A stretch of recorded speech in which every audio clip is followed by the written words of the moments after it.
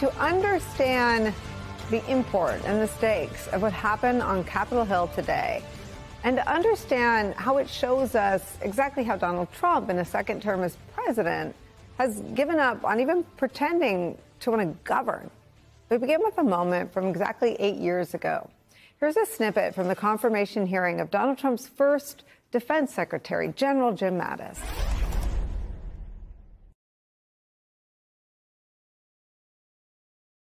I'll join my colleagues in thanking you for your service. You've spent your entire life in service to the country, keeping us safe. And we all know the most important function of federal government is to keep its citizens safe at all times. And you've done that with honor and with integrity. So thank you on behalf of a grateful nation. If you end up in this job, our national security may well depend in part on your willingness to voice your opinions, even when others disagree, even when you are under pressure, to remain silent. We are counting on you. I believe that your appreciation for the costs of war in blood, treasure, and lives, and the impact on veterans afterward, will enable you to be a check on rash and potentially ill-considered use of military force by a president-elect who perhaps lacks that same appreciation. And so I think you will have a critical role as Secretary of Defense in providing a check on that kind of action. So all those comments made to Jim Mattis. Jim Mattis would go on to be confirmed by the United States Senate 98-1, a celebrated and politically uncontroversial pick by any ideological standard. Donald Trump at the time was proud to stand with him and to have nominated him. He made the announcement to great fanfare at a rally in December 2016. One of our great, great generals. We are going to appoint Mad Dog Mattis as our Secretary of Defense. Mad Dog. He's great. He is great. I asked one of the generals, I love the generals, and I won't use his name, but he probably would come forward. But I said to him, "You're a good general, aren't you?" "Yes, sir, I am." I said, "So how do you compare to General Mattis? How do you compare to Mad Dog?" "Sir, he's better than I am." The caliber, the character, the reputation of General Jim Mattis mattered to Trump, and you heard the crowd roar. Important to know where we've been to understand where we are. Vital context for what happened today at the confirmation hearing for a very different person, a man named Pete Hegseth, who went before the Senate Armed Services Committee today. Fox News Weekend host Pete Hegseth, to put it mildly, is no Jim Mattis. No, not even by Trump standards. If anything, the through line of Trump's picks to lead the Pentagon, from General Jim Mattis to Mark Esper to Pete Hegseth, represents and perfectly encapsulates the complete erosion of standards that, ironically, Pete Hegseth likes to complain about. Except Hegseth attributes an erosion of standards to women. Women who serve their country with honor, women who go toe-to-toe with any man serving in the U.S. military. Here's Senator Tim Kaine questioning Pete Hegseth on his past. You cheated on the mother of that child less than 2 months after that daughter was born, didn't you? Those were false charges. Well, it was fully investigated, and I was completely cleared. And I'm so grateful for the marriage I have to this amazing woman behind me. You've admitted that you had sex at that hotel in October 2017. You said it was consensual. Isn't that correct? Anything? You've admitted that it was consensual, and you were still married, and you just had a child by another woman.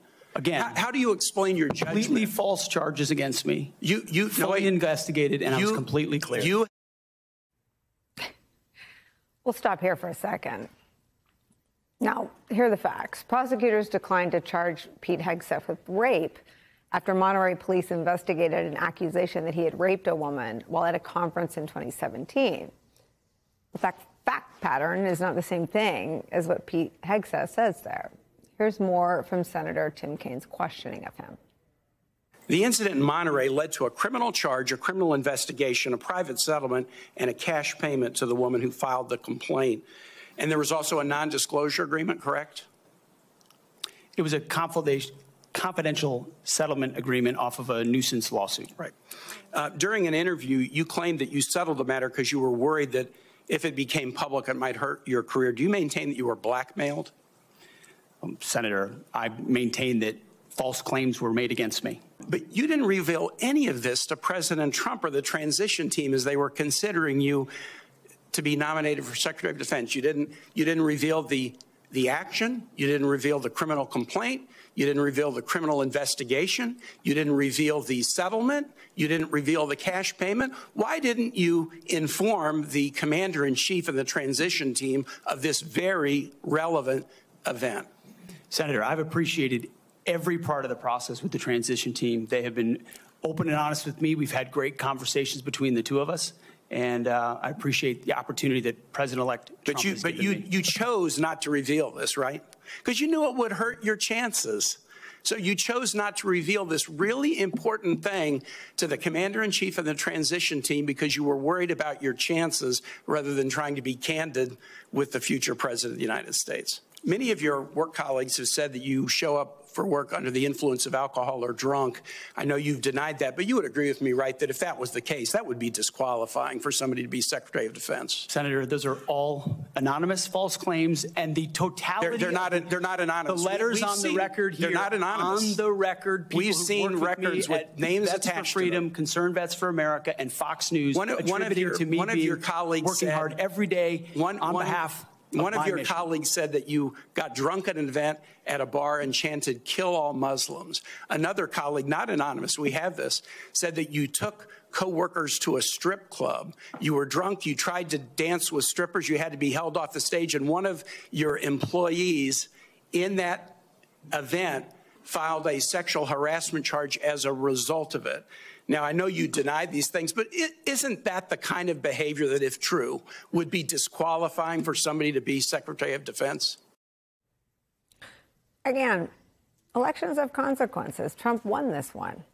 This isn't about the election, right? This is about the distance Donald Trump has traveled from General Jim Mattis to that guy whose smirk does all the talking. Now, Trump's nominee to be defense secretary was confronted by questions of character and fitness, but they were posed by only one of the country's two political parties.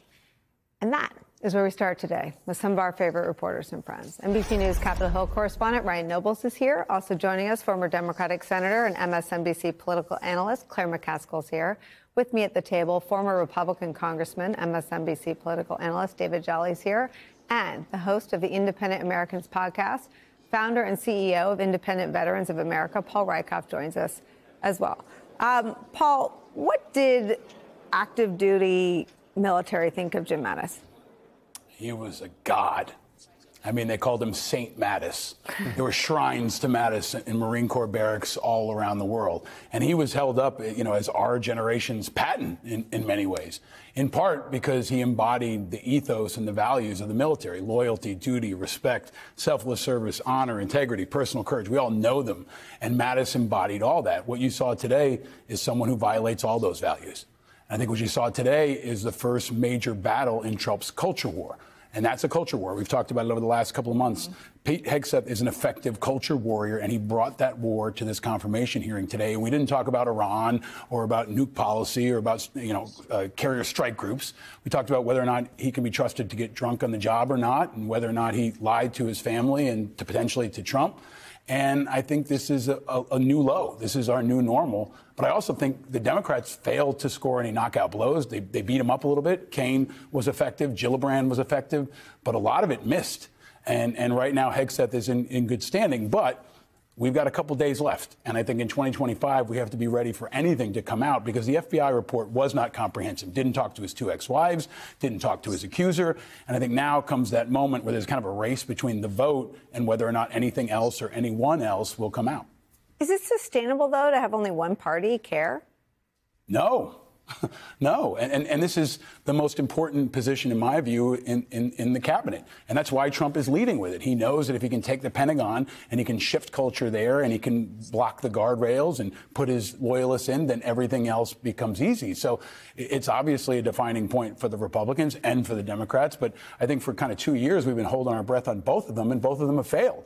So this is a true crisis for our democracy and most urgently for our national security. I mean, because I take your point about the performance of the Democrats today, but our system isn't set up for only the Democratic Party to care about who leads the United States military. I agree. But who are we holding out hope for here? I mean, Markwayne Mullen's not going to be the guy. Tom Cotton's not going to be the person. I do think that there's still a chance that Joni Ernst and Murkowski and Collins are keeping their powder dry. They're waiting to see if someone will come forward, if someone will come out publicly. I almost thought Kaine was going to present something after that. It felt like he was leading up to something new, but they don't have anything new. But I do think that Hegseth was also in part chosen to set the tone. Trump wants to show that he's going to try to run the table. He's going to push the Democrats. He's going to own the narrative. And on this battle, at least, I think the Democrats have lost.